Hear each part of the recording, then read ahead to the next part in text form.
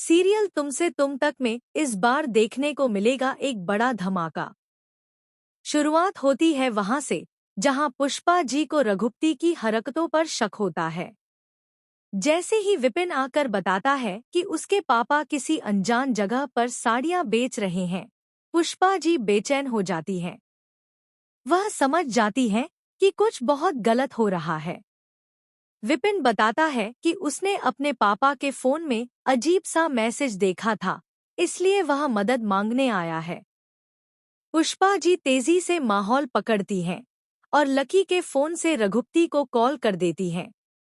बड़ी चालाकी से वह बोलती हैं कि उन्हें 150 साड़ियां शगुन के लिए चाहिए और अगर दिखा सकते हो तो लोकेशन भेजो।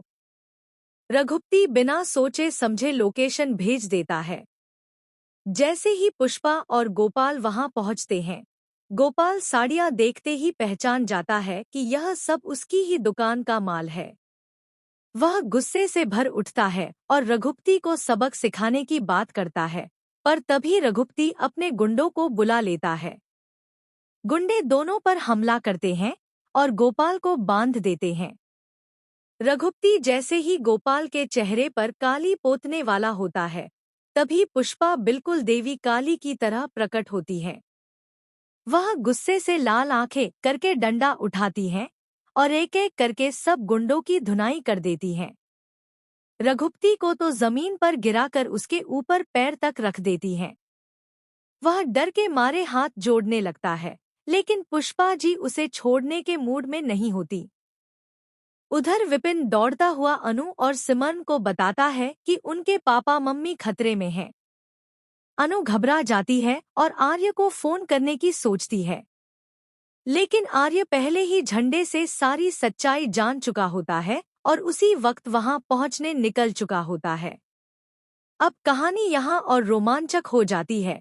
अनु, सिमरन और विपिन मौके पर पहुंचते हैं और ठीक उसी वक्त आर्य भी वहां पहुंच जाता है। सभी मिलकर गोपाल को छुड़ाते हैं, लेकिन यहाँ एक नया मोड़ सामने आता है। रघुपति पुलिस आते ही नकली बेहोशी का नाटक करता है और उसके गुंडे उसे बचाकर किसी तरह भाग निकलते हैं। आखिरी में दिखाया जाएगा कि रघुपति अभी रुका नहीं है। वह शैडोज में छुपकर किसी बड़ी प्लानिंग में लगा है और अगला निशाना सीधे आर्य और अनु हो सकते हैं। अब देखना यह है कि क्या आर्य अनु की फैमिली की सुरक्षा करने में सफल होगा या रघुपति अगली बार कोई बड़ा वार करे।